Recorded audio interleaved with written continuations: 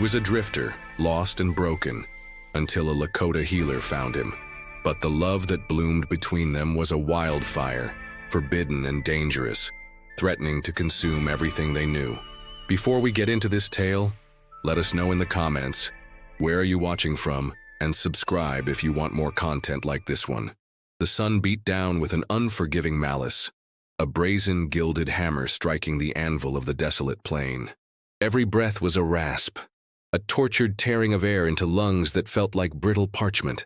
Silas, a name he barely remembered, a ghost of a man clinging to the ragged edge of existence, lay sprawled amidst the parched earth, his body a canvas of raw, sun-blistered agony.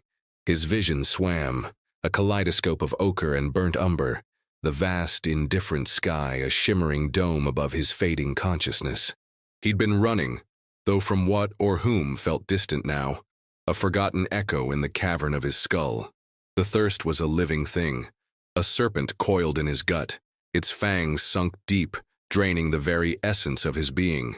Days had bled into one another, marked only by the escalating torment, the relentless advance of the heat and the gnawing hunger. Each gasp for air felt like his last, a desperate farewell to a world that had offered him little but hardship and the constant whisper of flight. He was a creature of the wind, a tumbleweed of a man, driven by an unnamed dread, forever pushing westward, hoping to outrun the shadow that clung to him like a second skin. But the prairie, vast and indifferent, was a formidable adversary, and he was losing the desperate struggle. Then a shadow, not of his past but of something else, fell across his face, breaking the relentless glare. It was not the predatory silhouette of a vulture, nor the ghoulish dance of heat mirages. This shadow was solid, imbued with a quiet presence, a coolness that promised reprieve. He tried to open his eyes, to focus, but his eyelids were heavy with the weight of exhaustion and the approaching oblivion. A scent, earthy and sharp, of sage and something else, something sweet and wild, filled his nostrils, cutting through the stench of his own despair. There was a faint sound, the soft rustle of buckskin, the gentle clink of beads.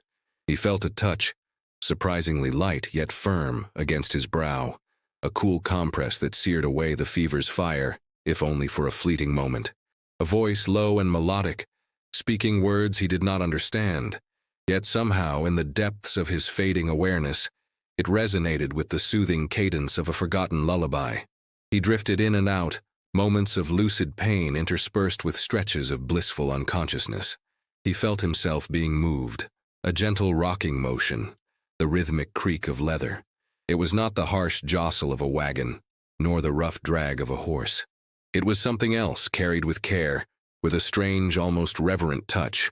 The world outside his pain began to blur into a soft, inviting darkness. He was falling, not into the abyss of death, but into a strange, restorative sleep, cradled by an unknown kindness. The last thing he registered was the feeling of coolness, of shade, and the persistent calming scent of sage. He was a stranger, an outcast on a land that neither knew nor cared for him. Yet, in his final conscious moments, he felt a flicker of something he hadn't experienced in years. Safety. It was a fleeting, fragile sensation, born of the precipice of death. But it was there, a quiet testament to the presence of another, a lifeline thrown into the turbulent waters of his despair. He had always been alone, defined by his solitude, by the miles he put between himself and the past. To feel the gentle hand of another, to hear a voice that held no judgment, no accusation, was a revelation.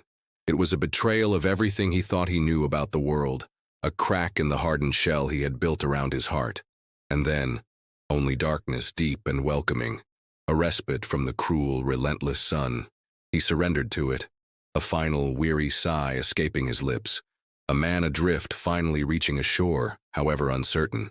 This was not the end he had anticipated, but a strange, unexpected pause, a quiet interlude before the storm that surely still lay ahead. The next time his eyes fluttered open, it was to the soft, diffused light of a lodge. The air was cool, imbued with the lingering scent of wood smoke, earth, and that distinct wild sweetness he had vaguely registered before. He lay on a bed of furs, surprisingly soft, his body no longer screaming in protest with every shallow breath. The thirst was still a dull ache, but the searing fire of the fever had receded, leaving behind a profound weakness. He tried to move, a tremor running through his limbs, a testament to how far he had fallen. A figure knelt beside him, a woman. Her face was framed by dark braids, her features strong and serene, eyes the color of polished obsidian, holding a depth he couldn't fathom. She wore buckskin, intricately beaded.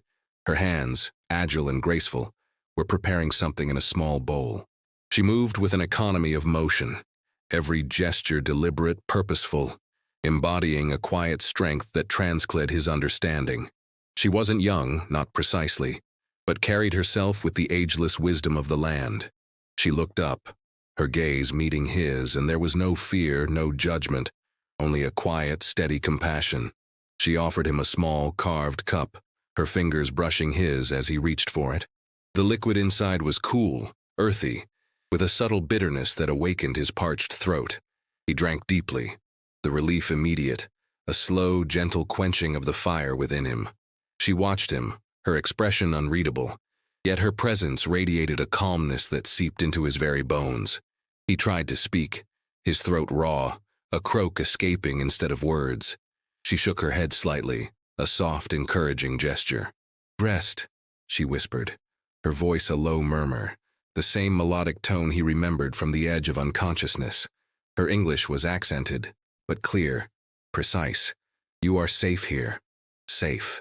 The word hung in the air, foreign and fragile. He had not known safety in years, perhaps never truly. It was a concept as alien to him as the vast, silent land outside the lodge. He closed his eyes again, not in defeat, but in a profound, unsettling relief. He listened to the quiet rustle of her movements, the soft crackle of a small fire nearby. He felt a deep sense of vulnerability, a sensation he fiercely despised but could not, in his weakened state, fight.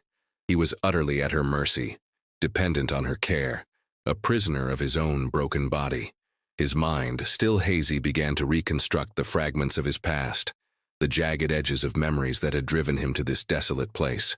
The cold glint of steel, the desperate scramble in the dark, the constant gnawing fear of being caught, of being found. He was a fugitive, in a sense, from more than just the law. He was running from himself, from the man he had become, from the choices that had led him down a path of ruin.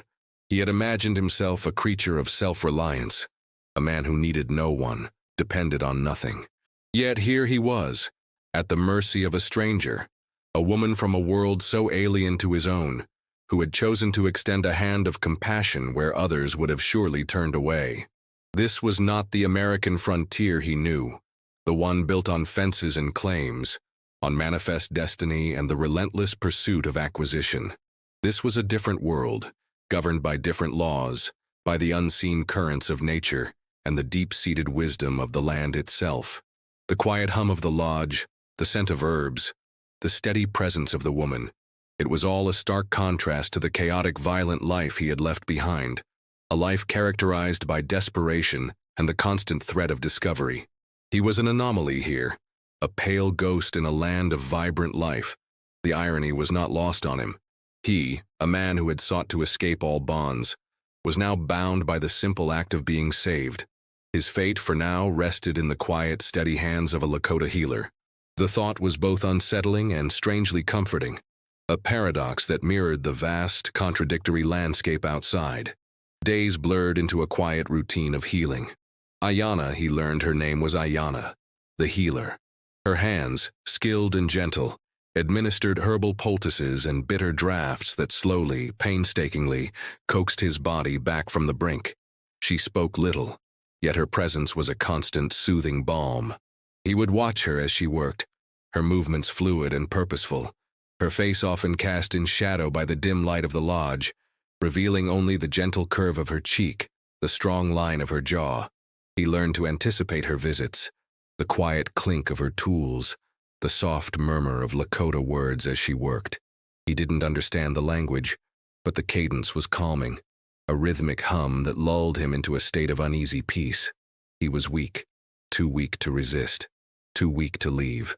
He was entirely dependent on her, a humiliating truth for a man who had prided himself on his self-sufficiency. on his ability to survive by his wits and his gun. Yet there was no condescension in her eyes, no judgment, only a steady, unwavering focus on his recovery. She treated him not as an intruder, but as a patient, a life to be preserved, regardless of origin. This unconditional care was a foreign concept to Silas, a man who had always been met with suspicion or hostility. As his strength slowly returned, a different kind of awareness began to dawn. He noticed the delicate beadwork on her moccasins, the way her hair caught the light when she moved near the entrance flap, the subtle scent of smoke and something wild, deeply ingrained in her clothing. He saw the quiet strength in her gaze, the unspoken wisdom that seemed to emanate from her very being. She was unlike any woman he had ever encountered, untainted by the hurried anxieties of settler women, untouched by the weary resignation of saloon girls. She was of the earth, rooted and strong, yet carried herself with a grace that was almost ethereal. He began to feel a curious pull, a fascination that transcended mere gratitude. It was a dangerous feeling, a spark in the dry tinder of his lonely existence. He had spent years hardening his heart, building walls around his emotions, believing that detachment was the only path to survival. But Ayanna, with her quiet kindness and steady hands, was dismantling those walls, brick by brick, without even trying. He learned more about her world, not through words but through observation. The sounds of the encampment, muted and distant, the barking of dogs, the laughter of children, the rhythmic thud of a drum in the evenings. It was a world entirely separate from his own, yet he was now, improbably, a part of it. He saw the respect her people showed her, the quiet deference when she walked through the camp. She was a healer, a spiritual guide, a bridge between the physical and the unseen worlds. He, a man of violence and pragmatic survival, could not comprehend the depth of her role, but he could sense its significance. One evening, as the sun dipped below the horizon, painting the sky in fiery hues, Ayanna brought him a bowl of stew. He ate slowly, savoring the warmth, the nourishment. He looked up at her, really looked at her, seeing past the role of healer to the woman beneath. "Why?" he managed to rasp, his voice still hoarse. "Why did you help me?" She looked out towards the entrance flap, her gaze fixed on something beyond the confines of the lodge. "The spirit of the wind," she said, her voice soft. "It led me to you. You were dying. It is not our way to let a soul perish if we can offer life." Her words hung in the air, simple yet profound, imbued with a spiritual resonance he, a man of pragmatic, often brutal realities, found difficult to grasp. He was accustomed to motives driven by self-interest, by fear, by greed.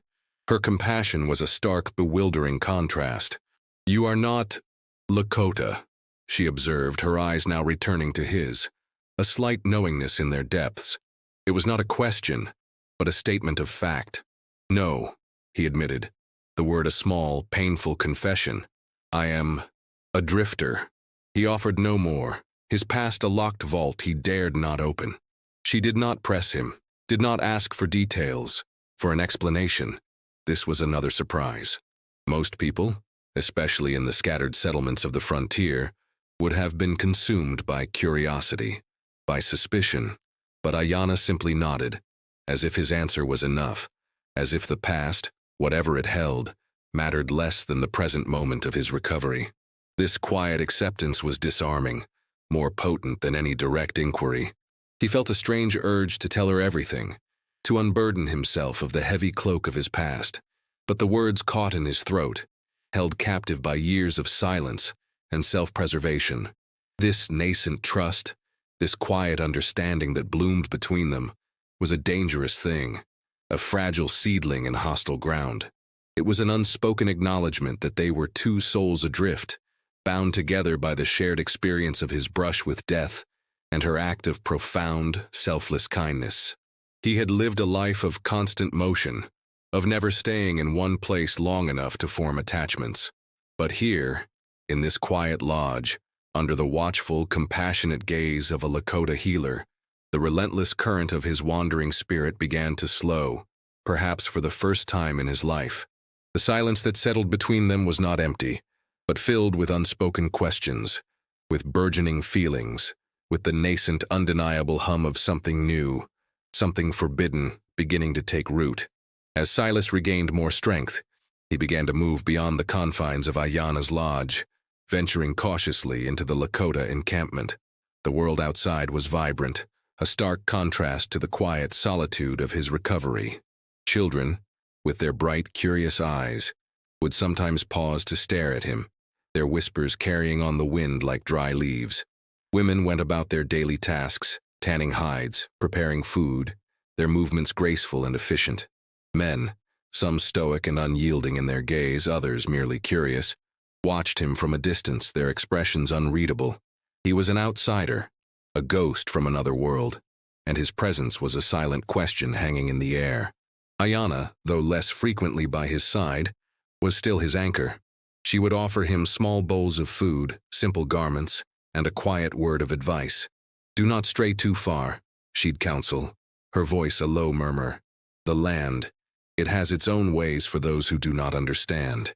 Her words were not a warning of malice, but of the dangers inherent in the vast, unforgiving landscape itself, a landscape that seemed to breathe with its own ancient spirit. He watched her from afar, observing her interactions with her people. She moved with an innate authority, a quiet reverence surrounding her. Her counsel was sought, her presence valued.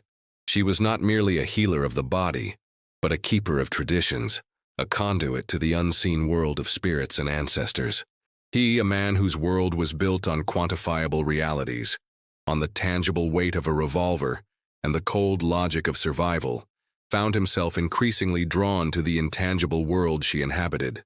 He thought of the life he'd left behind, the grim, dusty towns, the saloons reeking of stale whiskey and desperation, the endless stretch of open road leading to nowhere. He remembered the faces of the men he'd crossed, the empty promises, the hollow victories. His life had been a series of calculated risks, a constant vigilance against betrayal, a desperate scramble for self-preservation. His drifter's existence was a direct consequence of a past he couldn't shake, a shadow that stretched long and cold behind him.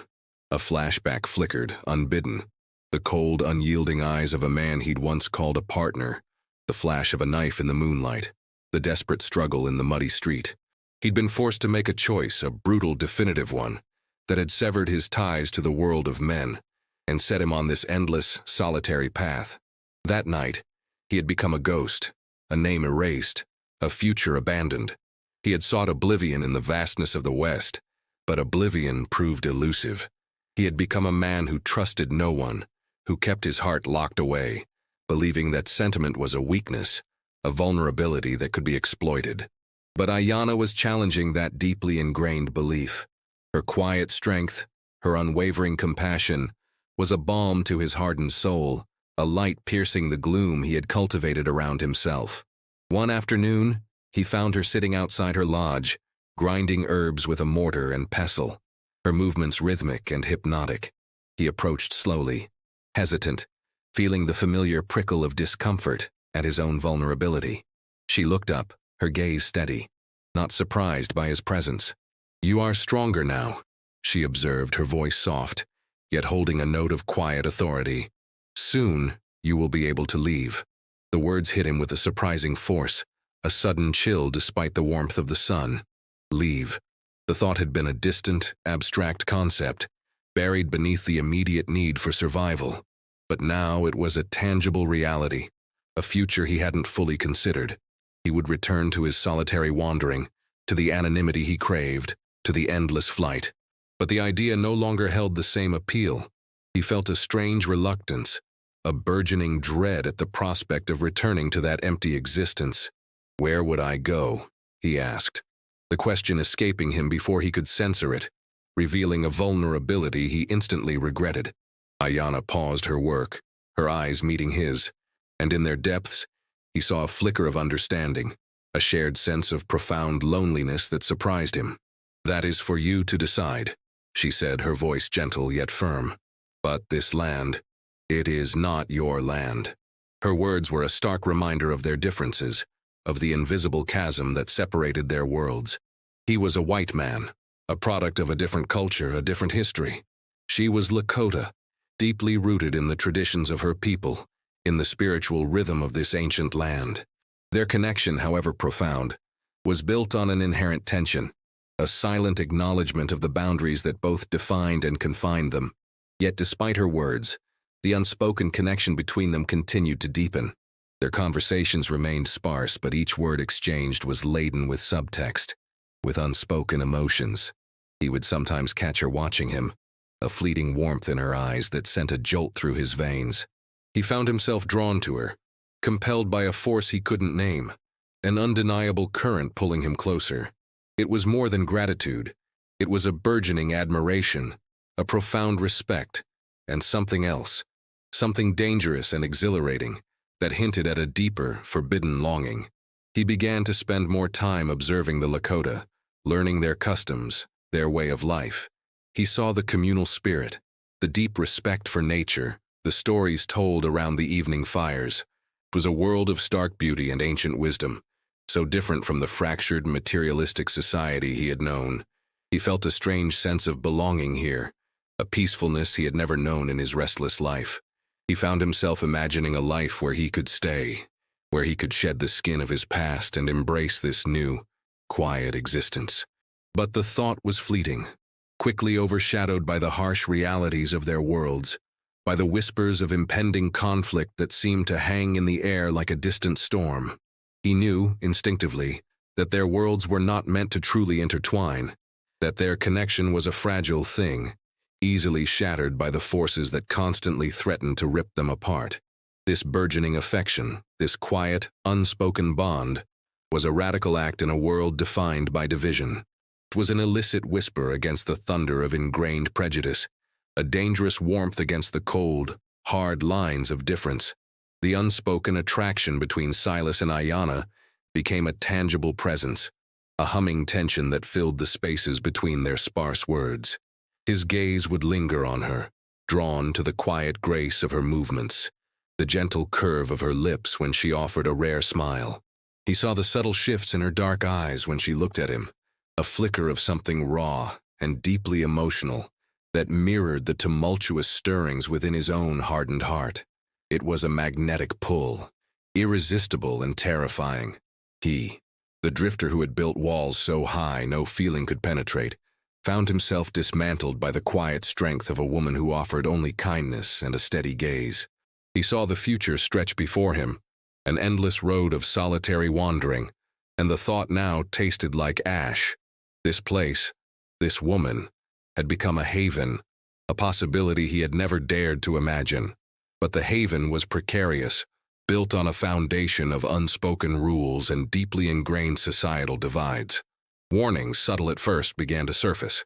Ayanna's younger brother, a stern-faced warrior named Kicking Bear, would sometimes eye Silas with a barely concealed suspicion, his gaze lingering on the revolver Silas always kept tucked into his belt, a relic of his former life.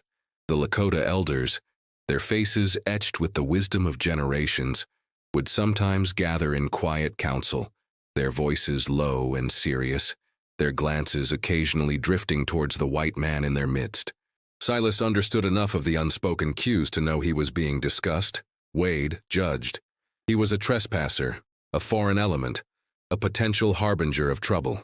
He was a shadow on their pristine landscape, a discordant note in their harmonious world. Ayanna, too, became more withdrawn, her face often clouded with a quiet worry. She would spend longer hours in ceremonies, her connection to her people seemingly strengthening, as if to reaffirm her place, to resist the pull of the outsider. He sensed her internal conflict, the tension between her duty to her people and the dangerous, exhilarating pull towards him. She was a healer, bound by sacred tradition, and he was a man of the outside, a ghost of the very forces that threatened their way of life. Their love, unspoken yet undeniable, was a defiance, a silent scream against the prevailing winds of prejudice and mistrust. One crisp morning, as the sun painted the eastern sky with strokes of rose and gold, Ayanna approached him, her face grave. "My uncle, Old Man Lone Pine, wishes to speak with you," she said, her voice hushed, her gaze steady, but laced with an unspoken plea. "He asks to know your intentions." The words hung in the air, a formal challenge, a direct confrontation with the unspoken questions surrounding his prolonged presence. He knew this moment was inevitable. He was a stranger, an outsider, and his continued presence was a threat to their harmony, an anomaly that demanded an explanation. He followed her to the elder's lodge, his heart a drum against his ribs. Old Man Lone Pine sat by a small fire, his eyes, ancient and wise, scrutinizing him with an unnerving intensity. He was an embodiment of the Lakota spirit, a living testament to their enduring strength and traditions. Ayanna sat beside Silas, a quiet anchor in the charged silence. "You have been here long," Old Man Lone Pine began, his voice gravelly, yet infused with an undeniable authority. "You have been healed by our hands. We offer life, not death, but the land. It whispers of change, of hard winds coming. Your presence, it is a disturbance." His words were direct, unyielding, yet devoid of malice. It was a statement of truth, a reflection of the reality that existed between their worlds. Silas chose his words carefully, knowing the weight of every syllable. "I am grateful for her kindness," he said, his gaze flicking to Ayanna, a silent acknowledgement of the debt he owed her, the profound impact she had on him. "I have nowhere else to go. My past, it is not a good one. I seek peace." He omitted the details, the violence, the flight, the lingering shadow that clung to him. He simply offered the truth of his weariness, his longing for solace. Old Man Lone Pine considered his words, his eyes still piercing. "Peace is a fragile thing," he finally said, "especially when two worlds clash. Your world, it brings sorrow to ours. We have seen it before. The white man brings sickness and takes our land. He does not understand the spirit of the earth or the rhythm of the buffalo." His words were a clear, unmistakable warning. The unspoken conflict was now laid bare. Silas represented a world that had, for generations, encroached upon the Lakota, bringing destruction and despair. His presence, however innocent his intentions now, was a symbol of that inevitable encroachment. Ayanna's gaze met his, a desperate plea in their depths. The choice was clear. He had to leave. Their unspoken love, that delicate, dangerous bloom, was a threat to her people, to her way of life.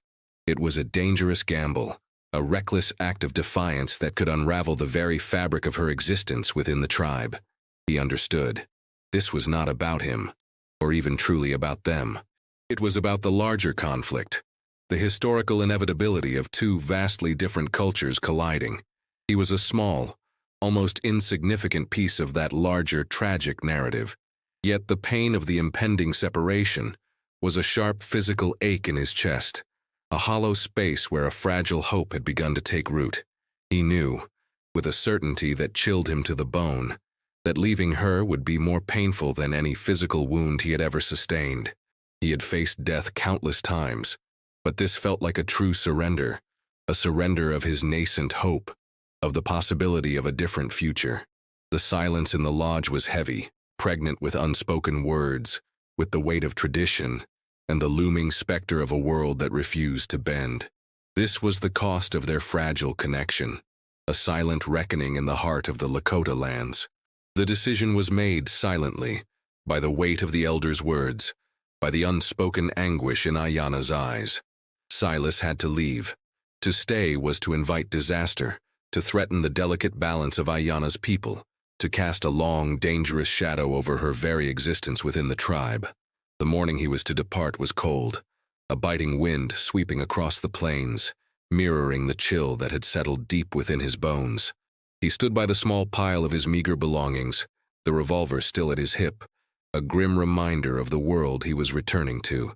He felt a profound sense of loss, a hollow ache where a fragile hope had begun to bloom.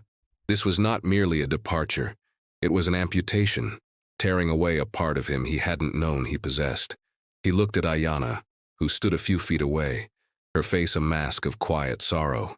Her eyes, usually so luminous, were shadowed, holding a depth of pain that mirrored his own. Neither spoke. What words could possibly encompass the desolation of this forced separation? Every unspoken word, every shared glance, every moment of quiet understanding that had passed between them, now felt like a cruel memory, a glimpse of a paradise forbidden.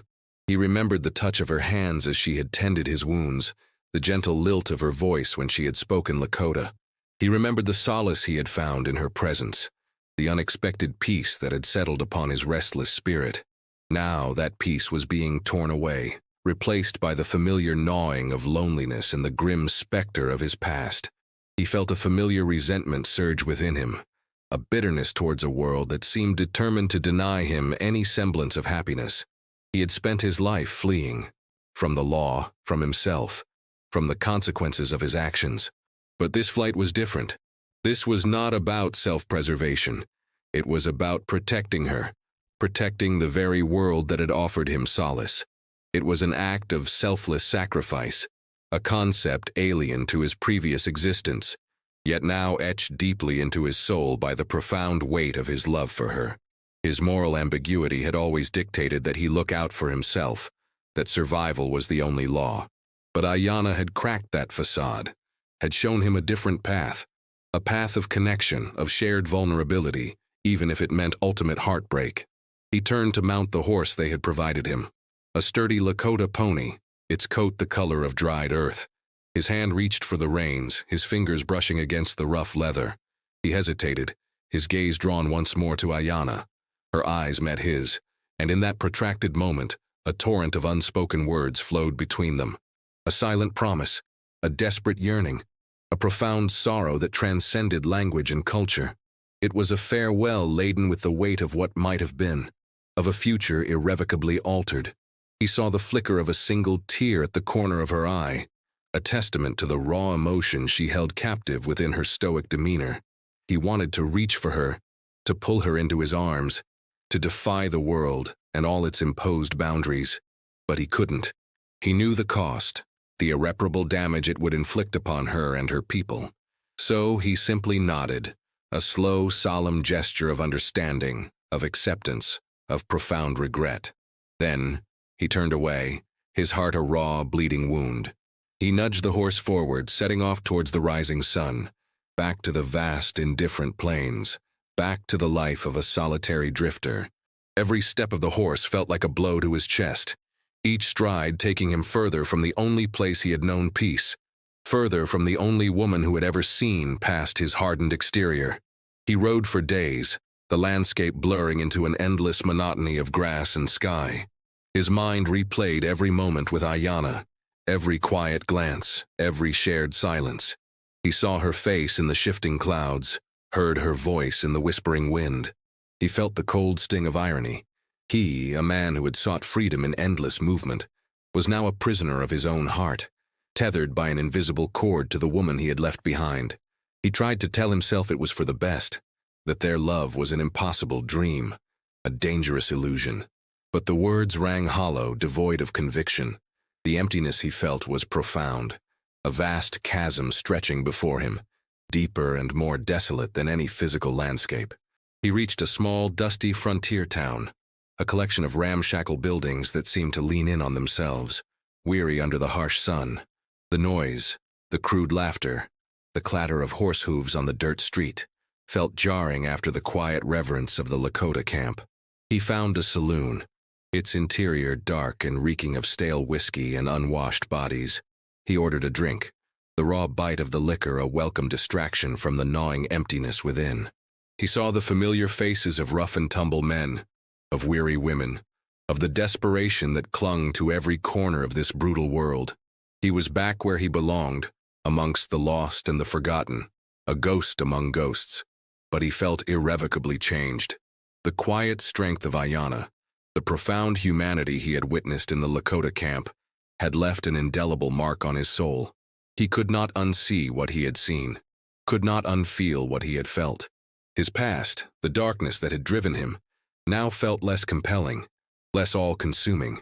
It was still there, a shadow, but it was no longer the only thing defining him.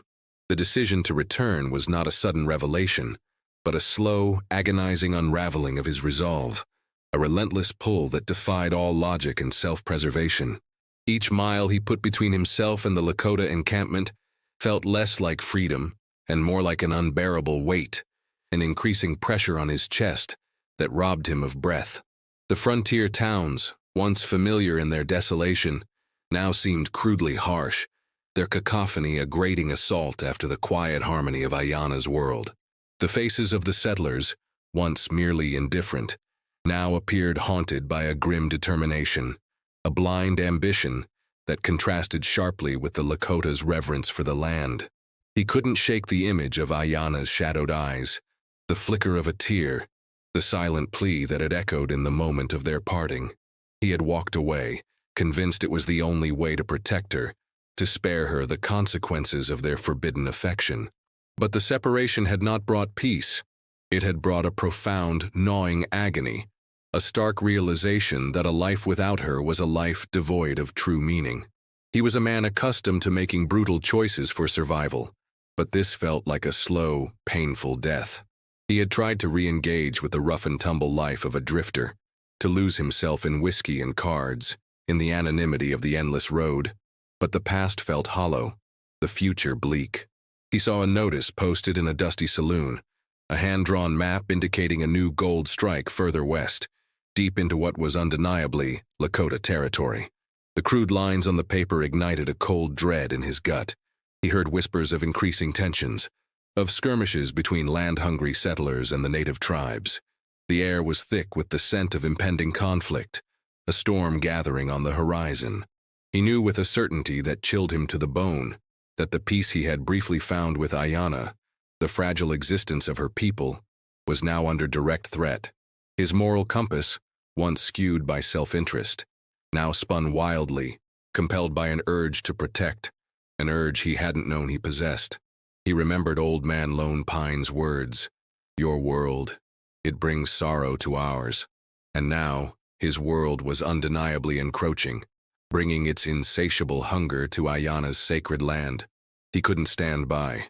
He couldn't let the forces he had once been a part of consume the only true light he had ever found. The decision to return was a reckless act, a defiance of all logic, a blatant disregard for his own safety. He was riding back into the heart of the storm, drawn by a magnetic force stronger than any fear, stronger than any rational thought. He sold his meager possessions, keeping only his trusty revolver and a small pouch of coins. He bought a fresh horse, a sturdy Mustang that could cover ground quickly. He retraced his steps, the familiar landmarks now imbued with a different significance. Each hill, each river, each expanse of prairie grass felt like a silent testament to the journey he had made, the journey of his heart. He rode hard, driven by a desperate urgency, an unspoken fear that he might be too late. He remembered the Lakota camp nestled by the river, a haven of peace in a turbulent world. He envisioned Ayana, her quiet strength, her compassionate gaze. The thought of her people facing the encroaching tide of settlers, fueled his desperate ride. He was no hero, not in the traditional sense. He was a man burdened by a dark past, deeply flawed, morally ambiguous. But in her eyes he had seen something pure, something worth fighting for. And so he rode. When he finally approached the familiar valley, a knot of dread tightened in his stomach. The smoke plumes on the horizon were thicker, darker, more numerous than before. The air carried the faint, acrid smell of burning wood, a chilling premonition of destruction. He dismounted, leading his horse, moving cautiously through the brush, his senses sharpened, attuned to every subtle shift in the wind, every distant sound. He crept closer to the encampment, his heart hammering against his ribs. The scene that greeted him was a stark, brutal testament to the escalating conflict. Tents were torn, some smoldering. The joyous sounds of children were absent, replaced by a tense, eerie silence, punctuated by distant shouts and the occasional crack of a rifle. His blood ran cold. This wasn't merely a skirmish. It was an assault, a violation. He saw armed men, white men, moving through the camp, their faces grim, their movements purposeful. They were prospectors, land grabbers, driven by an insatiable hunger for gold and territory. They were the very embodiment of the sorrow Old Man Lone Pine had warned him about. He saw the Lakota warriors, fewer in number, trying to protect their homes, their families, fighting a desperate losing battle against superior numbers and weaponry.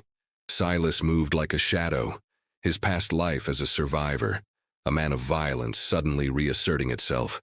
He slipped through the chaos, his eyes scanning for Ayanna, for Old Man Lone Pine, for any familiar face. The air crackled with tension, thick with fear and desperation. He heard a woman's scream, shrill and heart-wrenching, followed by a series of gunshots. He knew, with a certainty that chilled him to the bone, that he had returned just in time. The conflict was no longer abstract. It was here, tangible, brutal. He was no longer a detached observer. He was a participant, drawn irrevocably into the heart of the storm. He was a man caught between two worlds, a drifter who had found a fleeting haven, only to return to fight for it, for the woman who had offered him grace, for the people who had offered him life. The irony was bitter. He had always run from conflict, but now he was running towards it, driven by a love that had reshaped his very being. The stakes were higher than ever, and he knew, instinctively, that this conflict, this desperate fight for survival, would change everything, not just for him and Ayanna, but for the very landscape of the West. The quiet world of healing and nascent connection was now shattered, replaced by the harsh, brutal reality of survival. The Lakota encampment was a scene of escalating chaos, a brutal clash between two irreconcilable worlds. The acrid smell of gunsmoke mingled with the sweet scent of burning wood, a horrifying perfume of destruction. Silas moved through the ravaged camp, a ghost in the inferno, his senses screaming, his hand instinctively gripping the worn grip of his revolver. He saw the faces of the settlers, hardened by greed, their eyes alight with a dangerous mix of fear and avarice. They were not merely prospectors. They were predators, driven by a hunger that devoured everything in its path. He heard the cries of women and children, the desperate shouts of warriors, their voices laced with a chilling mix of defiance and despair. His heart hammered against his ribs, a frantic drumbeat urging him forward. He had left this life of violence, but it had found him again, pulling him back into its brutal embrace. He spotted Ayanna near the riverbank, her back to him, her shoulders slumped with a quiet grief as she knelt beside a fallen warrior. Her hands, once so gentle in their healing, now seemed helpless against the encroaching tide of violence. His blood ran cold. He started towards her, his movements silent and swift, navigating the chaotic landscape of struggle. A figure emerged from behind a smoldering lodge, a settler, his face contorted in a sneer, his rifle leveled at Ayanna. Time seemed to slow, stretching into an agonizing eternity. Silas's instincts, honed by years of survival on the unforgiving frontier, took over. He drew his revolver in a fluid, practiced motion, the cold steel familiar in his hand. "Hey!" he barked, his voice raw, cutting through the din. The settler spun, startled, his rifle wavering. Silas didn't hesitate. He fired, the shot echoing like a thunderclap. The settler crumpled, a lifeless heap on the blood-soaked earth. Ayanna turned, her eyes wide with shock, fear, and then a dawning recognition. Their gazes locked, and in that fleeting moment the unspoken love that bound them became a stark, undeniable truth in the face of death. She saw the man he truly was, a complex mosaic of flaws and unexpected heroism, a soul torn between the darkness of his past and the light he found in her. But their moment was shattered by a new threat. Kicking Bear, Ayanna's brother, emerged from the smoke, his face grim, his eyes fixed on Silas. He had witnessed the shot, the death of the settler, but he also saw the revolver in Silas's hand, the familiar symbol of the white man's violence, his face twisted with a mixture of grief and betrayal. "You!" he snarled, his voice guttural with pain and rage. "You bring this, you are one of them." He raised his war club, advancing on Silas, his grief overriding any sense of reason. Silas lowered his revolver, his heart sinking. He wouldn't fight Kicking Bear. Not now, not ever.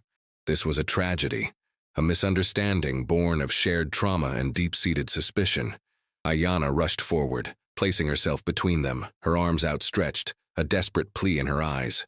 "No, he saved me. He is not one of them," she cried, her voice strained, cracking with emotion. But Kicking Bear was beyond hearing. The fury of the assault, the pain of his fallen comrades, blinded him to her words. He saw only the white man, the outsider, the catalyst for their suffering. This was the raw, brutal irony of their situation. Silas, the drifter who had returned to protect, was now seen as the very embodiment of the threat. His efforts to help had become a fresh wound in the heart of the Lakota. Just then, a shrill whistle cut through the air, followed by a voice loud and commanding. "Ceasefire, ceasefire, I say." A group of federal cavalry, led by a stern-faced captain, rode into the encampment, their horses' hooves churning up the dust. The settlers, startled by the sudden appearance of authority, hesitated, their rifles lowering. The captain, a man of rigid bearing and cold eyes, surveyed the devastation, his gaze sweeping over the dead and dying. His eyes settled on Silas, then Kicking Bear, then Ayanna. He saw the revolver in Silas's hand, the dead settler, the raw tension between the Lakota warrior and the white man. He saw Ayanna, a Lakota woman, standing between them, a silent accusation in her posture. "What is going on here?" the captain demanded, his voice devoid of emotion, yet carrying the unmistakable weight of military authority. "Explain yourselves." Silas knew with a sinking certainty that this was the moment of reckoning. His past, the shadows he had sought to outrun, had finally caught up to him. He was a man with no identity, no official standing, found in the heart of a conflict between settlers and natives, holding a smoking gun. His life, his very existence, hung precariously in the balance. The stage was set for a devastating betrayal, not just of trust, but of the very truth of his intentions. The arrival of the cavalry, meant to restore order, only amplified the danger for Silas. He was an outsider, a wild card, and his story, however true, would likely be dismissed in the face of the brutal realities of frontier justice. The world, it seemed, was determined to keep him a drifter, to deny him the fleeting connection he had found. The conflict, once a distant rumble, was now a roaring tempest, and he was caught in its merciless eye, the storm of his past finally colliding with the fragile hope of his present. The captain, his face set in a hard, unyielding mask, dismounted, his boots crunching on the debris-strewn ground. He walked toward Silas, his eyes cold, assessing, already forming a judgment. "You," he said, his voice clipped, authoritative. "Drop the weapon." Silas hesitated for a fraction of a second, his gaze flicking to Ayanna, then to Kicking Bear, who still regarded him with a hostile glare. He knew the futility of resistance. Slowly, deliberately, he unholstered his revolver and let it fall to the dust with a soft thud. It was a surrender, not just of his weapon, but of his brief, desperate attempt to hold on to something good. "What is your name, citizen?" the captain demanded, his gaze piercing. "Silas," he answered, the name tasting foreign on his tongue after so long. "Just Silas." The captain snorted, a dismissive sound. "Just Silas. And what is your business here, just Silas, amidst this fracas?" Silas took a breath, the acrid smoke burning his lungs. "I was riding through. I saw the attack. I tried to help." His words felt weak, flimsy, against the weight of the captain's suspicion. Before Silas could elaborate, one of the settlers, a burly man with a bloodied axe clutched in his hand, stepped forward. "He's with them, Captain," he snarled, pointing a finger at Silas. "Saw him shoot Jed. He's a savage lover, one of them redskin sympathizers." The accusation hung in the air, a poisoned dart. Kicking Bear, hearing the words, grunted in agreement, though his reasoning stemmed from a different tribal loyalty, not from a shared hatred of Silas. He too saw Silas as aligned with the destruction, albeit as a complicated, treacherous figure. The irony was a bitter draught, accused by both sides, trapped in the chasm between two warring worlds. Ayanna, her eyes wide with desperation, started forward. "He is not," she cried, her voice raw. "He saved my life. He is a good man." But the captain waved her away, his gaze dismissing her words as mere native pleading. "Silence, squaw," he barked, his voice devoid of respect. His attention was solely on Silas, the visible white man caught in the crossfire. "You shot a man," the captain stated, his voice flat, accusatory. "On Indian land, in the middle of a conflict, that makes you complicit, at best. At worst, a renegade." Silas met his gaze, his face grim. "He was attacking her," he said, his voice low, steady. "He had a rifle on her." The captain merely scoffed. "A likely story. A white man, fighting for redskins? Nonsense. You'll come with us. He signaled to two of his soldiers who stepped forward, their rifles at the ready. Ayanna cried out, a sound of pure anguish, and moved to embrace Silas to plead his case. But Kicking Bear, driven by his own grief and misplaced anger, grabbed her, pulling her back. "No, Ayanna!" he shouted, his voice choked with emotion. "He is not our brother. He is one of them. He brings the white man's evil here." His betrayal, born of a desperate, understandable tribalism, was a crushing blow, severing the last thread of hope Silas had clung to. Silas saw the despair in Ayanna's eyes, the profound agony of her helplessness. He saw the cold, unyielding judgment in the captain's face. He knew his fate was sealed. He was roughly seized by the soldiers, their hands hard on his arms. As they dragged him away, he turned his head. One last desperate look at Ayanna. Her face was etched with pain, tears streaming down her cheeks. Kicking Bear held her back, his face a storm of conflicting emotions, his rigid loyalty to his tribe momentarily eclipsing the truth of Silas's actions. The distance between them grew, a widening chasm of misunderstanding and prejudice. The fire had taken their home, the settlers had taken their peace, and now the cavalry, in their blind justice, were taking him. He was a symbol, an easy scapegoat for the chaos that had erupted, a man who dared to bridge the chasm between worlds and was now paying the ultimate price. He was led away through the smoldering ruins of the camp, past the grim faces of the settlers, past the wounded and the dead.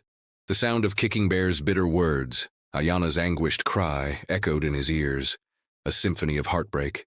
His life, once a nomadic escape, was now irrevocably tangled in the violent tapestry of the frontier. The pivotal emotional climax had arrived, a confluence of betrayal, misunderstanding, and the brutal collision of cultures. The drifter, who had found a fleeting haven, was now a prisoner, his forbidden love the catalyst for his ultimate downfall, yet also, perhaps, the very thing that had finally given his life meaning. Silas was thrown into a makeshift cell, a rough-hewn shed at the edge of the cavalry camp, converted from a stable. The air was thick with the smell of horse manure and damp earth, the sounds of the camp a dull murmur outside.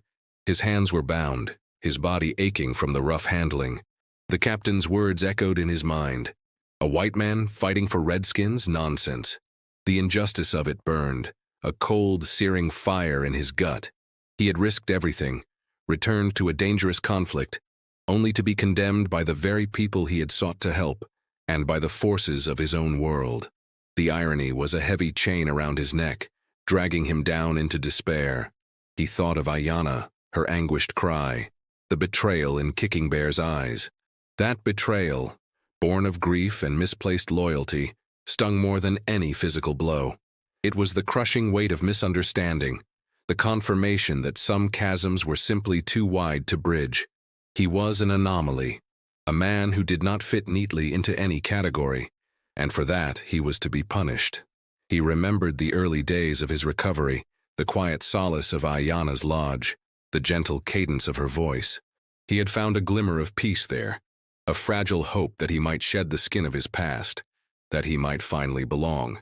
But the world, it seemed, was not designed for such departures from the norm.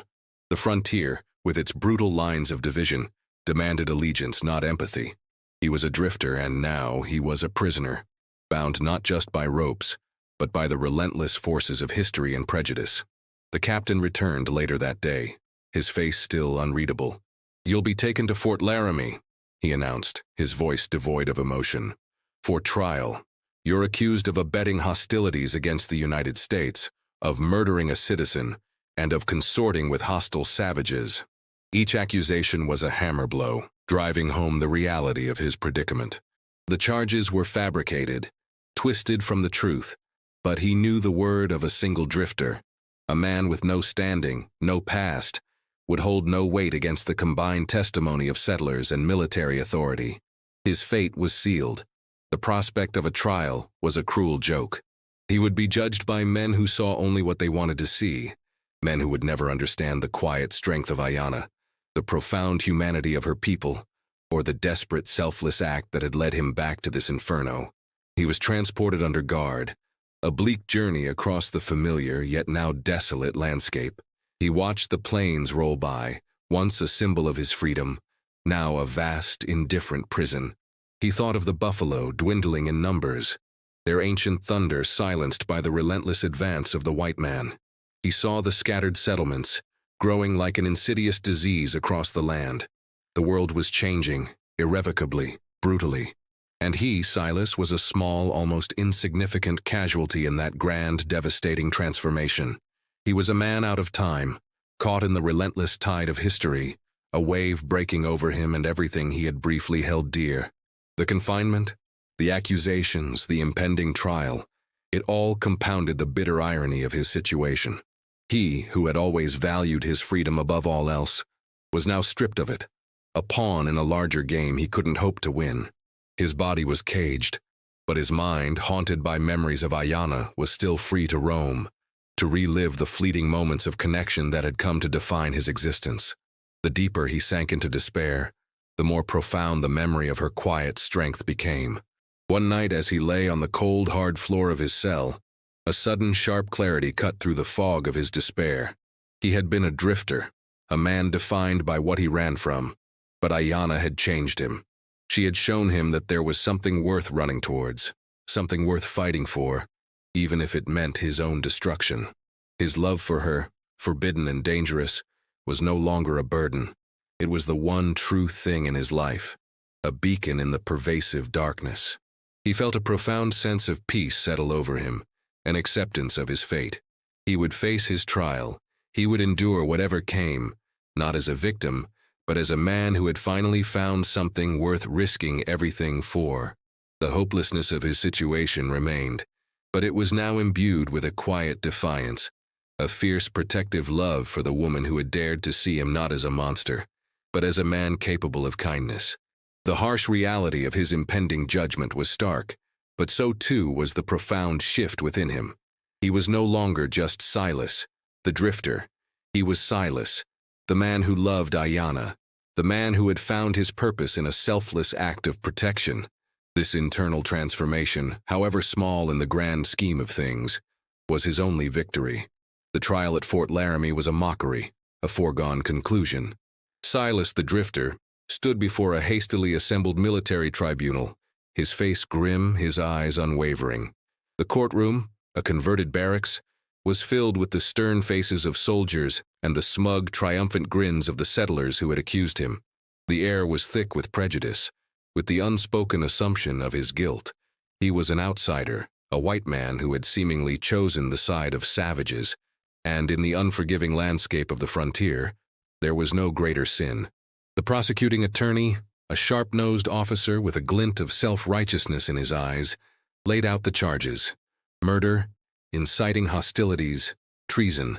He painted a picture of Silas as a dangerous renegade, a traitor to his own kind, a man who had abandoned civilization for the barbarity of the wilds. The words were a barrage of accusations, each one twisting the truth into a grotesque caricature.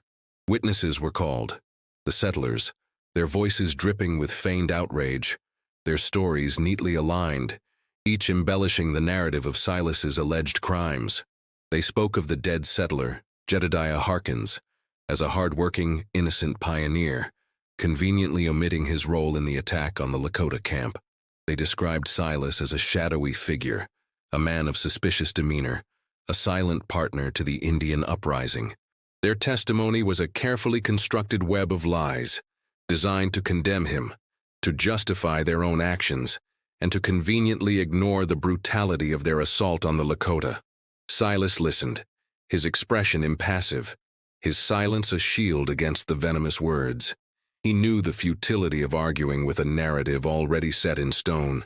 His moral ambiguity, his nomadic past, the very fact of his presence with the Lakota, it all served as damning evidence against him.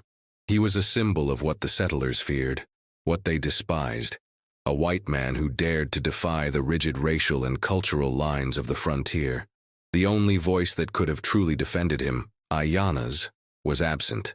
She would never be allowed to speak in such a court, her testimony dismissed as the unreliable ramblings of a savage, kicking bears bitter words of betrayal, born of his grief and misunderstanding, also served to indirectly condemn him. The complete lack of external support, the isolation of his position, was profound. The judge, a stern-faced colonel, listened with an air of detached superiority, his gaze rarely meeting Silas's. His verdict, when it came, was swift and unyielding. "Silas, you have been found guilty on all counts." The words hung heavy in the air, a death knell.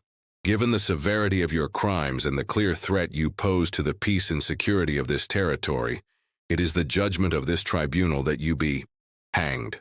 The sentence was delivered without a flicker of emotion, a cold, clinical pronouncement of death. A collective gasp swept through the small crowd, followed by a murmur of grim satisfaction from the settlers. Silas remained still, his face etched with a quiet acceptance. He had known this was coming, had felt the inexorable pull of fate towards this bitter end. Yet, a strange sense of calm settled over him. His life had been a desperate scramble, a constant flight from consequence.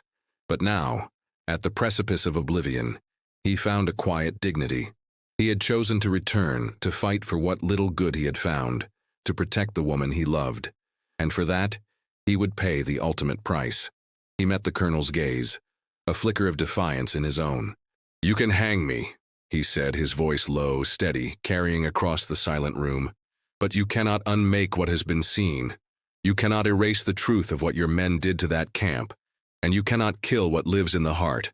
His words were not a plea, but a final, defiant statement, a testament to the intangible truths that transcended their crude justice. The colonel's face hardened, his eyes narrowing. "Take him away," he barked, his voice laced with annoyance. Silas was led away, his footsteps steady, surprisingly firm. He walked with a quiet strength, a man who had faced death too many times to fear it now. He thought of Ayanna one last time, her face, her eyes, her quiet compassion. He thought of the Lakota, their spirit, their connection to the land. His death would be a footnote in the grand, violent narrative of the West, another anonymous casualty of the colliding worlds. But in his heart, he carried the profound, undeniable truth of his love, a love that had defied boundaries, that had shown him the true meaning of sacrifice. The gallows awaited, but he faced it with a spirit unbroken, a soul finally at peace with itself, having chosen to stand for something, even at the cost of everything. His death, a final, poignant irony, would seal his fate, but it would also serve as a stark, silent testament to the devastating consequences of prejudice and the unyielding power of a love that dared to defy the world. This was the final, brutal act of the drama, the ultimate price paid for a forbidden connection that had dared to blossom in a land consumed by division. The days leading to his execution were a blur of sterile routines, the monotonous clanging of gates, the heavy footsteps of guards. Yet, within Silas, a strange calm had taken root, a quiet strength born of his acceptance. He thought of Ayanna, her image a constant, vivid presence in his mind, eclipsing the grim reality of his confinement. He imagined her, perhaps tending to the wounded from the attack, her hands still steady, her spirit unbroken. He hoped she was safe, that the storm had passed over her, leaving her untouched by the brutal consequences of his return. He knew his death would be a public spectacle, a warning, a grim testament to the absolute power of the white man's law. But he also knew that for him it was a release, an end to the endless flight, a final, albeit brutal peace. The morning of the hanging dawned cold and gray, mirroring the somber mood of the fort. A small crowd had gathered, a mix of curious soldiers, grim-faced settlers, and a few weary women. The gallows, crude and stark against the pale sky, stood as a stark symbol of frontier justice. Silas was led out, his hands bound, his steps unhesitating. He saw the faces in the crowd, the expressions of morbid curiosity, of righteous satisfaction, of cold indifference. He felt no hatred, no anger, only a profound sense of weariness, a quiet resolve. As he stood on the platform, the rough wood beneath his feet, he looked out at the vast, indifferent plains stretching to the horizon. It was the same land that had nearly claimed him, the same land where Ayanna had found him, where their forbidden love had briefly, miraculously blossomed. A sudden stir in the crowd drew his gaze. Standing at the very edge, partially obscured by the larger forms of the soldiers, was a figure, Ayanna. Her eyes, filled with an unfathomable sorrow, met his across the distance. She was there, defiant in her grief, a silent witness to his final moment. And beside her, stoic and grim, was Kicking Bear. His expression was no longer hostile, but etched with a raw, undeniable sorrow, a hint of regret, a dawning realization of the truth. He understood now. Silas had not been an enemy, but a casualty, caught in the brutal clash of their worlds. In that moment, a profound understanding passed between Silas, Ayanna, and Kicking Bear, a silent acknowledgement of shared loss, of impossible love, of the brutal cost of the prejudices that tore them apart.